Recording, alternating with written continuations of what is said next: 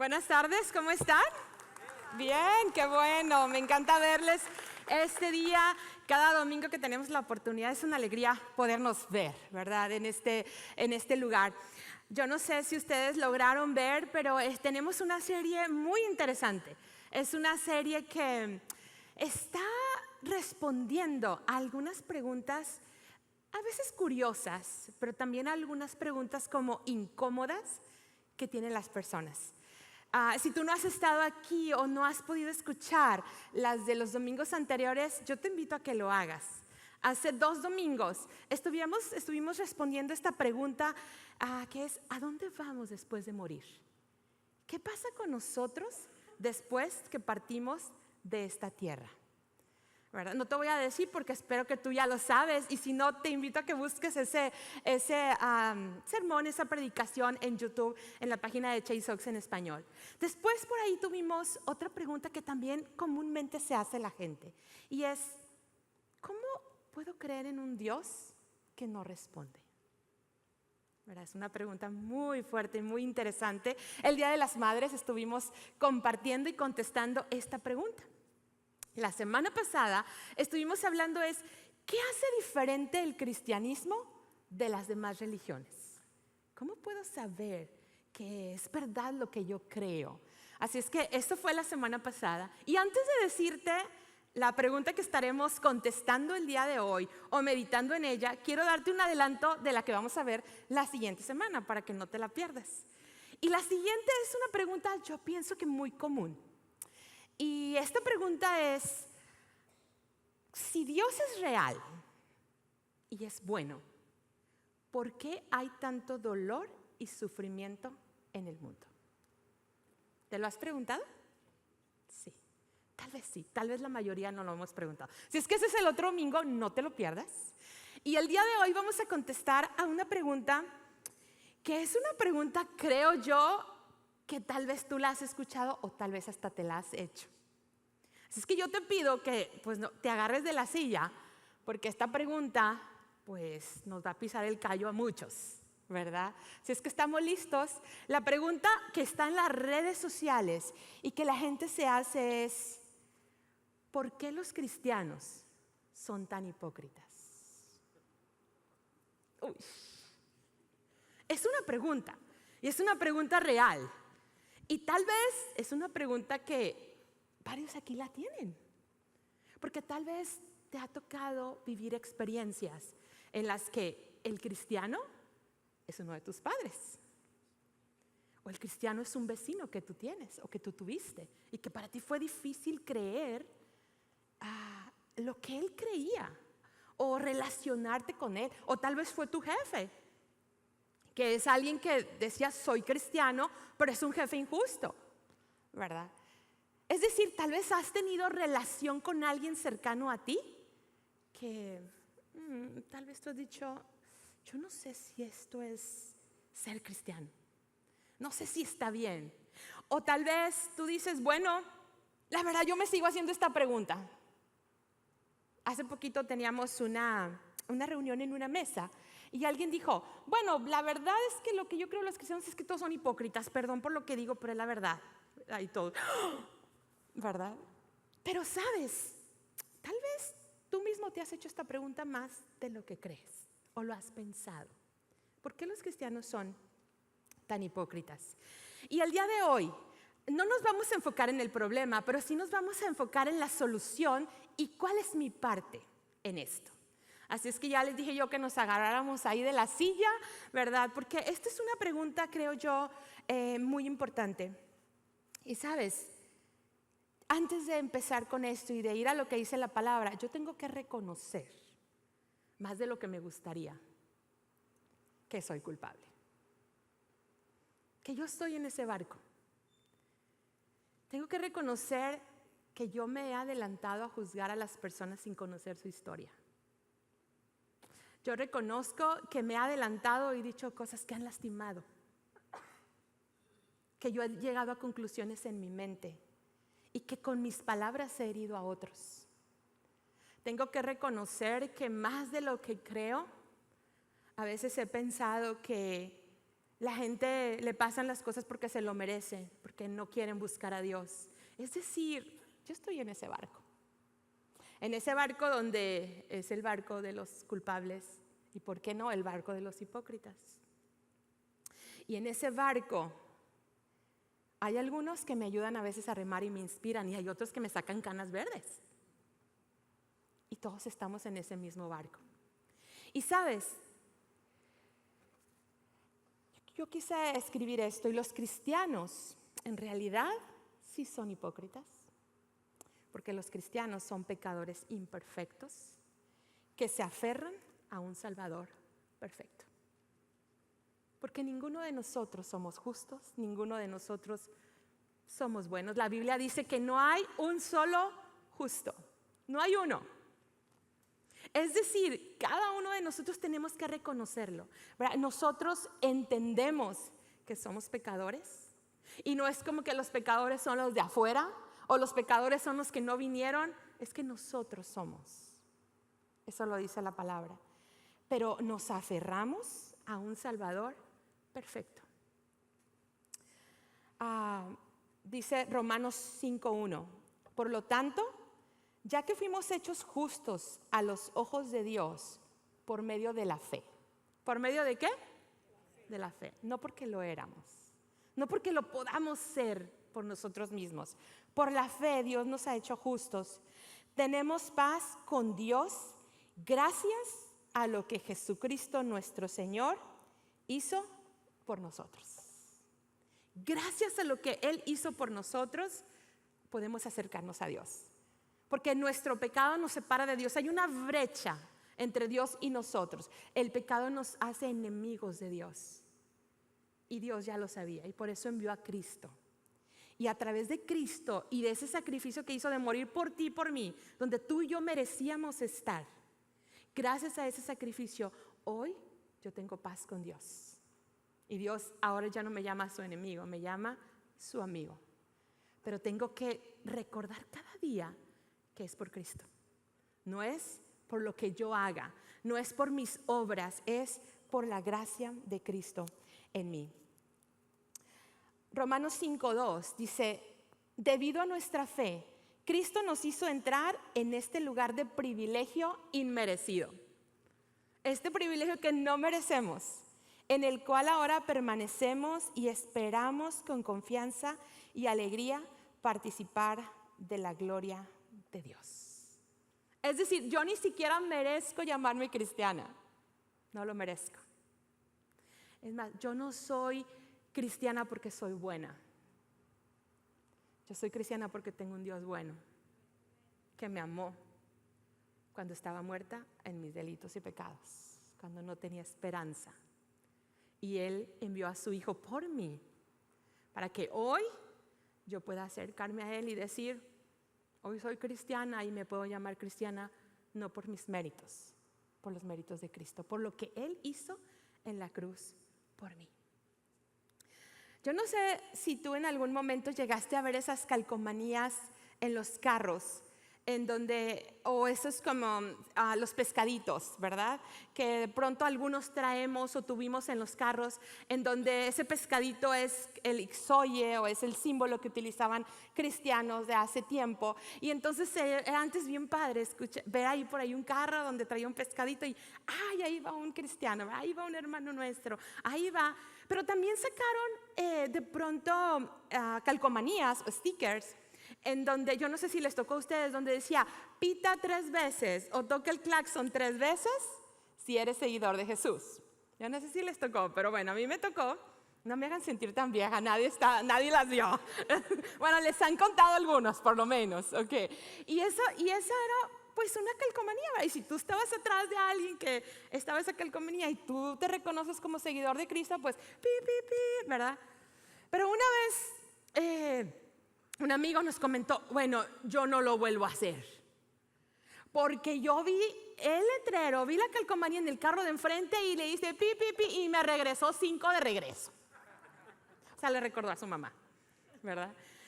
Y dijo, oh, wow, mi conclusión fue, o ese cristiano hoy comió chile, o le prestaron el carro, o se lo robó. ¿verdad? Pero no vuelvo a hacerlo, ¿verdad? Pero es posible que era un cristiano el que iba allí. Pero tal vez tú dices, bueno, yo no me identifico con ese tipo de cristianos. O con aquellos que de pronto traen una playera que dice, conviértete o arde en el infierno. ¿La has visto? Yo la he visto en inglés, ¿verdad? Así es que tienen la culpa los que hablan inglés. No, no es cierto. Pero, wow, y dices tú, bueno, yo no me identifico, ¿verdad? Con este tipo de cristianos. Pero, ¿sabes? Tenemos que a veces reconocer que a veces no conocemos qué respuesta dar. Yo no sé qué ideas vinieron a ti cuando te dije esta pregunta. ¿Por qué los cristianos son hipócritas? Tal vez tú puedes decir, bueno, no todos. La mayoría no. No, la mayoría son buenos. No, yo creo que los que son es porque no son cristianos. Pero no. La verdad es que todos nosotros seguimos siendo imperfectos y seguimos aferrados a un Salvador perfecto. Lo que hace especial al cristianismo no somos nosotros. Lo que hace especial al cristianismo no son los cristianos, es Cristo. Y lo que Él ha hecho por nosotros. Eso es lo que hace especial al cristianismo. Pero entonces, ¿por qué? ¿Por qué de pronto la gente tiene sus ojos tan puestos en los seguidores de Jesús? Tal vez es culpa nuestra también. Porque nosotros de pronto hemos armado nuestro cristianismo o la religión en base de otras personas. Y de pronto nos damos cuenta que es más fácil seguir a un líder. Y es más fácil inspirarse y es más fácil ver y poner nuestros ojos en un líder, en el pastor, en alguien que va caminando delante de nosotros que en Dios mismo. Y a veces nos podemos dar cuenta que estamos siendo o tratando de ser más fieles a las personas que a Dios mismo. O a la iglesia. O a una denominación que a Dios mismo. Ayer estuve compartiendo, predicando con un grupo de mujeres en Fort Worth. Y lo primero que me preguntaron es, ¿y de qué iglesia eres tú? Yo les dije, de la mejor, les dije, no, no es cierto. Bueno, de Chase Oaks. ¿Y esos cuáles son? ¿Verdad? Pero ya era cuáles son para decir, son de los ruidosos, de los aburridos, de los, ¿verdad? A ver en qué cajita nos ponían, ¿verdad? ¿Sabes? Hay religiones más o denominaciones cristianas más de las que tú y yo conocemos o nos imaginamos. Pero a veces nosotros corremos el riesgo de presentar un cristianismo basado en las personas. Y aquí hay jóvenes. A mí me encantaría decir a los jóvenes, joven, si tú estás siguiendo el cristianismo porque tus padres son cristianos, esa no es una razón para seguirlo. Porque tus padres pueden fallar. A los esposos o a las esposas. Tal vez tú estás siguiendo el cristianismo porque pues si no se enoja la fiera, ¿verdad? O si no, no sé. O porque mi mamá me lo encargó y fue su último deseo antes de morir. No te apartes de Dios y por eso estoy. ¿Sabes? Esa no es una razón sólida para seguir el cristianismo. Porque todo esto puede fallar. Esa no es un ancla de la que tú puedas estar firme. Tu ancla tiene que ser Cristo. Tu ancla tiene que ser aquel que nunca ha fallado y nunca va a fallar. Tú tienes que estar seguro a quién estoy siguiendo. Porque si tienes tus ojos puestos en alguien más, por muy bueno que sea, por mucho que hasta el día de hoy no te haya fallado, es muy posible que te va a fallar. Entonces tenemos que pensar, ¿por qué soy cristiano? Y si tal vez yo no estoy totalmente convencido porque me han lastimado los cristianos, bueno, yo te pido perdón por eso, porque son mi familia, porque soy yo también. Pero yo te invito a que tú pongas tus ojos en aquel que no te va a fallar. Aquel que estuvo dispuesto a ir y amar a aquellos que tal vez tú y yo ni siquiera consideraríamos amar. Aquel que tocó a los que estaban enfermos. Aquel que se sentó con los despreciados. Aquel que amó, abrazó y levantó aquellos que tal vez tú y yo ni siquiera toleraríamos. Ese es nuestro Cristo. Y nosotros tenemos testimonio de Él en la palabra. Y tal vez si tú dices, bueno, es que todo lo que yo conocía no se parece a lo que estás diciendo, yo te invito a que tú busques en la palabra, ¿verdad? Empieza por los evangelios, Mateo, Marcos, Lucas, Juan. Y ahí vas a conocer el Cristo del que te estoy hablando. Porque cuando tú lo conoces y tú crees y le sigues a Él, tú tendrás un ancla firme y nada te moverá. Esta semana yo estuve buscando un poco de los discípulos de Jesús y les traje las fotos de algunos de ellos. Por supuesto, no son los de ese tiempo, pero son los que salieron en la película de Chosen o de la serie de Chosen. Si no la han visto, véanla, está muy buena. ¿Por qué quise poner una foto? Porque a veces yo escucho Natanael, Santiago, Pedro, pero cuando les pongo una cara, me acuerdo que son personas como tú y como yo, que tenían una familia, que tenían esposo o esposa, que tenían hijos. Y entonces como que cobra otro sentido. Y sabes, ellos fueron los primeros cristianos después de Cristo. Ellos caminaron con Cristo, ellos comieron con Jesús, ellos anduvieron con Él, ellos vieron morir a Jesús, ellos también vieron a Jesús resucitado. Tuvieron ese privilegio que después de que Cristo murió y resucitó, tuvieron el privilegio de caminar con Él por un mes. Cuando Cristo estuvo apareciendo en diferentes lugares, a diferentes personas. Ellos tuvieron esa bendición. Tú sabes de este famoso Tomás que dice hasta no ver, no creer. Él tuvo la oportunidad de ver esos agujeros en las manos de nuestro Salvador. Pero sabes, ellos también tuvieron la oportunidad de decir si eran cristianos y arriesgar la vida o decir no, yo no vi a Jesús, yo no lo vi, no es cierto que resucitó. Sabes, yo no sé cuántas cosas pasarían ellos, porque algunas de ellas están escritas, pero muchas de ellas no. Pero llegó el momento en la que ellos empezaron a ver familias completas en la hoguera siendo quemadas por decir que ellos eran seguidores de Jesús. Para ti, para mí, decir que somos cristianos realmente en este país no implica un riesgo. Tal vez el riesgo mayor es que diga, tú eres de los hipócritas, y ya con eso nos andamos, ¿verdad?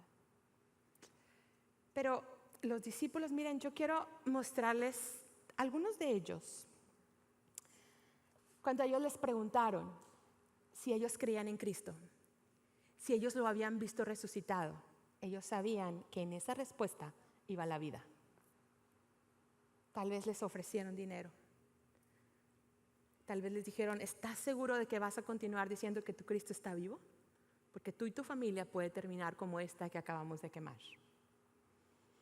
Y en la historia está registrada la muerte de ellos, de la manera en la que ellos terminaron su vida en esta tierra. Y yo te traje alguno de ellos. Pedro fue crucificado al revés. Juan murió de forma natural, fue el único discípulo que murió de forma natural. Santiago fue decapitado. Andrés fue crucificado en una cruz en forma de X. Judas Tadeo fue golpeado con un hacha. Tomás fue atravesado por lanzas. Natanael fue desollado vivo, es decir, le arrancaron su piel, sus miembros. Simón fue cortado a la mitad. Y la lista sigue. Y yo me pregunto, ¿por qué ellos no negaron a Cristo? Porque ellos hasta el final siguieron diciendo, no, yo creo en Cristo. Yo caminé con Él y yo lo vi resucitado. Y la respuesta es porque Cristo marcó sus vidas, porque lo conocieron, porque ellos no pudieron negar lo que sus ojos habían visto, lo que ellos sabían que era verdad. Nosotros nos basamos, nuestra fe se basa en un Cristo crucificado y un Cristo que ha resucitado. Ahí es donde nosotros tenemos basada nuestra fe. Tal vez no te mencioné el punto 1 y no sé si lo hice o no, pero tú tienes que hacer a Jesús el centro de todo. Es decir, no tienes que buscar y formar un cristianismo alrededor de los cristianos. Tiene que ser Cristo el centro de todo. Él tiene que ser el centro, porque si no nos vamos a perder. Y tenemos que conocer a ese Cristo. Sabes, yo digo, a veces hay quien dice, a mí me hubiera encantado vivir en esa época de Cristo para caminar con Él, yo digo, uy, tendríamos que ver este final de la historia, ¿verdad? Ellos pagaron un precio y su fidelidad, el fruto de su fidelidad se sigue cosechando hasta el día de hoy. Porque tú y yo creemos, porque ellos formaron otros discípulos y otros discípulos, que a lo largo de la historia la palabra se ha ido pasando de boca en boca acerca del milagro de la resurrección, el milagro de la salvación, y ese milagro tú y yo hoy lo tenemos en nuestro corazón. Y es el milagro más grande. Hace un momento cantábamos, ¡qué milagro! Y sabes, por supuesto, el enemigo no quiere que ese milagro llegue al corazón de las personas. Y de pronto nos confunde. Y de pronto nos hace perder el rumbo y seguir a personas en vez de seguir a Cristo. Entonces hoy nos preguntamos, ¿a quién he estado siguiendo todo este tiempo? Me he estado desanimando porque veo cómo mis líderes no son perfectos, cómo el pastor falla, cómo las personas que dicen que son cristianas de pronto no se parecen tanto a Cristo como yo creería que deberían de ser. Algo que no podemos olvidar es que la gracia, la semana pasada hablamos de la gracia. ¿Alguien se acuerda qué es gracia? ¿Un qué? Ok, muy bien, aquí pusieron atención de la semana pasada. Sí, la gracia es un favor inmerecido, no lo merecíamos. Es decir, Dios tenía que darnos la muerte, Dios tenía que castigarnos por nuestro pecado y nos dio gracia. Nos dijo, voy a enviarte a mi hijo, si no lo mereces. Sabía que nosotros íbamos a despreciar su regalo una y otra vez, pero Él nos lo dio, no porque lo merezcamos, sino porque nos ama. La gracia es un favor inmerecido. Hay una parábola que Cristo contó y quiero leerla ahora para ustedes. Está en el libro de Mateo, capítulo 20, versículos del 1 al 16. Y esta parábola tiene que ver, creo que con muchos de nosotros. Hoy me encontré esta varita. Y es una varita que a veces nosotros tenemos internamente. Y es una vara de la justicia. Es una vara en la que cuando sentimos nosotros que alguien es injusto, que alguien está haciendo algo que para nosotros no está bien, esta varita como que se empieza a mover adentro de nosotros, ¿verdad? Yo la voy a llamar el justímetro, no el termómetro, el justímetro, ¿verdad? Y entonces como que esta varita se empieza a mover allí. Y mira, esto está bien relatado en esta parábola que te voy a leer. Mateo 20, del 1 al 16 dice, el reino del cielo es como un propietario que salió temprano por la mañana con el fin de contratar trabajadores para su viñedo. Acordó pagar el salario normal de un día de trabajo y los envió a trabajar. ¿Cuánto les iba a pagar el salario? Normal. ¿Okay? Vamos a imaginar en ese tiempo el trabajo era de sol a sol, entonces digamos que de 6 a 6. ¿Okay? Y les iba a pagar el salario normal. A las 9 de la mañana, cuando pasaba por la plaza, vio a algunas personas que estaban allí sin hacer nada.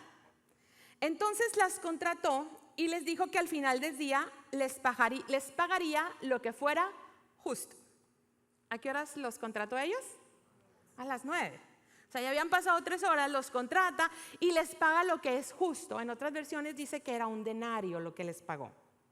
Muy bien, versículo 5. Así que fueron a trabajar al viñedo y el propietario hizo lo mismo al mediodía o sea, a las 12 y a las 3 de la tarde. ¿Okay? Hizo lo mismo. A las 5 de la tarde, ¿cuánto faltaba para salir del turno? 1 hora.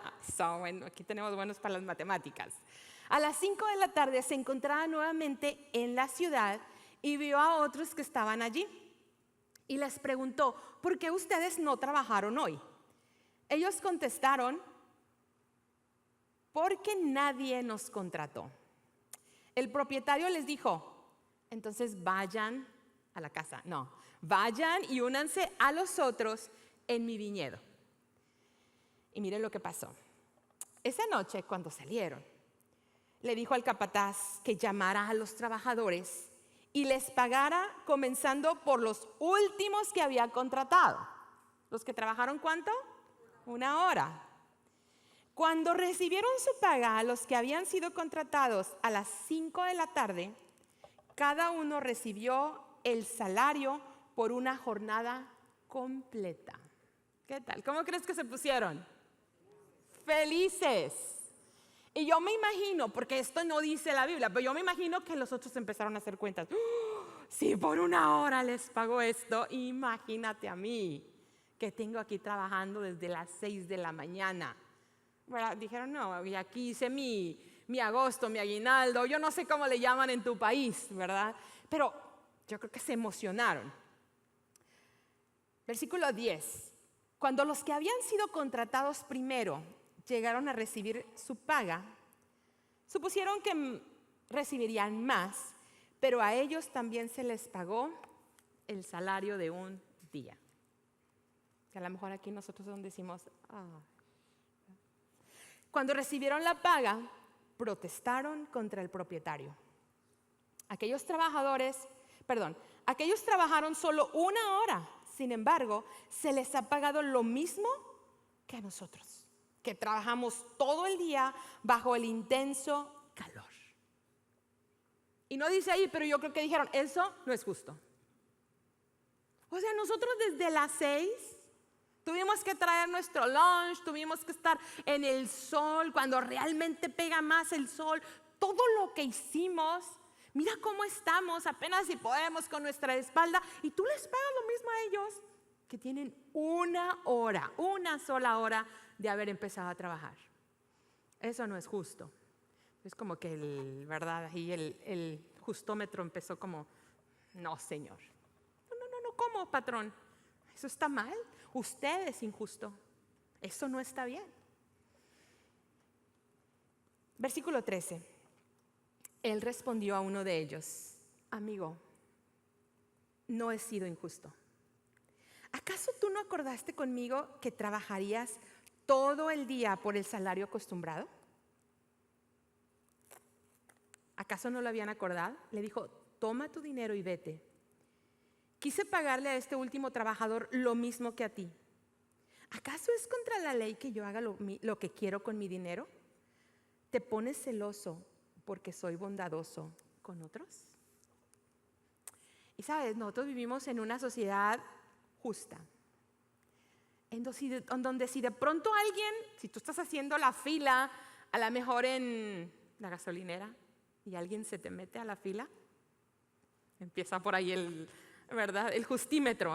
¿Cómo se atreve? ¿Qué le pasa? ¿Verdad?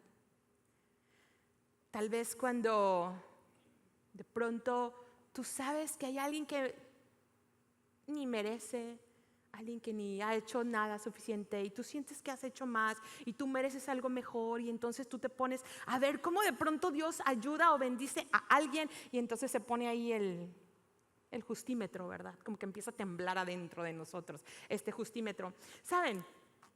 Jesús pone esta parábola y el dueño, ¿verdad? El jornal, el que estaba a cargo de este viñedo, decidió intencionalmente pagarle a los que estaban al final para que los demás vieran, para que se dieran cuenta, para confrontarlos con lo que había en su corazón. Ese corazón que de pronto dice es injusto, cuando en realidad no había ninguna injusticia. A veces nosotros nos parecemos también. Nosotros queremos que las cosas sean justas, pero tenemos que recordar que Dios no es justo con nosotros, Él es generoso con nosotros. Porque si Él nos diera lo que merecemos, ¿qué merecemos? La muerte. No merecemos. Nosotros merecemos la muerte porque dice la palabra que esa es la paga del pecado. Entonces puse aquí este punto: alégrate al ver la bondad de Dios sobre otros. Tal vez tú has tenido un compañero que dices, este hace hasta trampa, y mira, lo ascendieron. ¿Ese es asunto tuyo? No. Alégrate. Tú le perteneces a Dios y Dios proveerá para ti. Cuando cantamos aquí Dios proveerá, no es para sentir bonito, es porque lo creemos. Que nuestra vida depende, ¿verdad?, de Dios, depende de nuestro Señor. Tal vez a veces hemos dicho, mira, esa persona está enferma porque se ha portado bien mal, porque se lo merece, porque empezamos a medir la verdad ahí con nuestro justímetro. Mira, esta gente, yo sabía que iban a terminar mal, están lejos de Dios. Es más, mira la vida que llevan. Empieza nuestro justímetro aquí, ¿verdad? Pero Dios a nosotros, cada día, dice su palabra que sus misericordias son nuevas. Entonces nuestra pregunta es, ¿cómo está nuestro justímetro? Punto 3. El versículo último de este pasaje dice, así que los que ahora son últimos, ese día serán los primeros, y los primeros serán los últimos. Mira, esto no es un trabalenguas, ¿verdad? Lo que Cristo está diciendo es, está dispuesto a irte al final de la fila. No refunfuñes cuando alguien se mete. Renuncia a ese sentimiento de que mereces. Porque cuando tú tomas y cuando tú vives creyendo que tú mereces un mejor esposo, tú mereces mejores hijos, tú mereces un mejor país, tú mereces, vives una vida con resentimiento. Porque tú tienes este prejuicio, yo merezco. Entonces no hay nada que te llene. Y tal vez nos adelantamos y decimos, mira, tal vez nos pudiéramos, no queremos reconocer, pero tal vez el ver a tu ex que lo abandonaron, dices, se lo merece. Qué bueno, ¿verdad? Qué bueno que está pagando. Si Dios me hiciera pagar a mí, imagínate, ¿verdad? O tal vez te alegras, ¿verdad? Tal vez, pero estás con esta parte de te mereces. La invitación para nosotros hoy es, da de gracia lo que has recibido de gracia. Tú tienes la gracia de Dios cada día. Entonces la invitación es, practica la gracia. Los seguidores de Jesús tenemos que ser conocidos por aquellos que practican la gracia. ¿Y cómo se ve la gracia el día a día? No me toca lavar los trastes, pero los lavo. No me tocaba llevar a los niños a la escuela, pero mi esposo está cansado, yo los llevo. Híjole, lo que merece es que no le lleve lonche mañana, pero lo hago porque doy gracia. Lo que merece esa persona es que yo vaya y la acuse porque se metió. Yo doy gracia. Porque cada día la gracia de Dios para mí es extendida. Resumimos estos 3 puntos que hoy vimos. Haz de Jesús el centro de todo. Que no sean las personas. Tienes que preguntarte a quién he estado siguiendo todo este tiempo. Que sea Cristo. Que sea Cristo. Alégrate de ver la bondad de Dios sobre otros. Hay que tirar este justímetro, ¿verdad? Porque Dios es generoso con nosotros. Cada día Él es generoso con nosotros. Y está dispuesto a ir al final de la fila y practicar la gracia. No es fácil practicar la gracia. Yo he retenido muchas veces la gracia, más de lo que quisiera reconocer. Y se lo pueden preguntar a mi esposo, ¿verdad? Donde tal vez me tenía que quedar callada y no lo hice. Donde tenía que estar dispuesta a ir la segunda milla y no lo hice. Pero hoy la invitación es que seamos como Cristo, que seamos seguidores de Cristo. Nos vamos a equivocar, sí, pero nos levantamos. Entendemos que no se trata de nuestra perfección, se trata de Cristo, a quien nos aferramos. Pero que hoy nos hace la invitación de seguirlo. Y una de las maneras prácticas en la que nosotros lo podemos seguir es reconociendo que Él está en el centro, alegrándonos de ver la bondad de Dios, aun aquellos que tal vez no son tan agradables para ti, pero Dios los ama. Y estar dispuestos a salir al final y dar de gracia lo que recibimos cada día de gracia. Te invito a cerrar tus ojos. Y de manera especial, tal vez si tú eres alguien que decías, yo no estoy seguro. No estoy seguro porque veo a estas personas. No estoy seguro porque me han decepcionado. No estoy seguro porque que hoy puedas decir, Cristo, quiero seguirte a ti, porque tú no fallas. Quiero que mi vida esté fundada en ti. Quiero ser un seguidor tuyo. Y si tal vez tú hoy, al igual que yo, sabes que te encuentras en este mismo barco, que hoy le digamos, Señor, perdónanos, ayúdame a amar como tú amaste. Ayúdame a extender la gracia como tú lo hiciste. Bendito Dios, hoy pongo en tus manos, Señor, mi vida y la vida de la iglesia aquí, Señor. Somos culpables, Señor. Te pedimos perdón. Nosotros queremos ser aquellos que reflejen tu amor a otros. Señor, ayúdanos a hacerlo, no defendiendo que no somos hipócritas, sino diciendo, pon tus ojos en aquel en el que nuestra esperanza está puesta, aquel que nos da esperanza para esta vida y para la vida futura y que nos transforma día a día. Señor, y ayúdanos, Señor, a dar gracia a aquellos que necesitan esa gracia. Ayúdanos, Señor, a renunciar a este sentimiento de merecimiento, Señor. No merecíamos tu perdón, pero tú nos lo diste, Señor. Oro por que cada uno de los que estamos aquí podamos salir de este lugar sabiendo que te seguimos a ti, solamente a ti, que dependemos de tu gracia y que necesitamos la ayuda de tu Espíritu Santo para caminar cada día dando esa gracia que tú nos has dado. En el nombre de Jesús.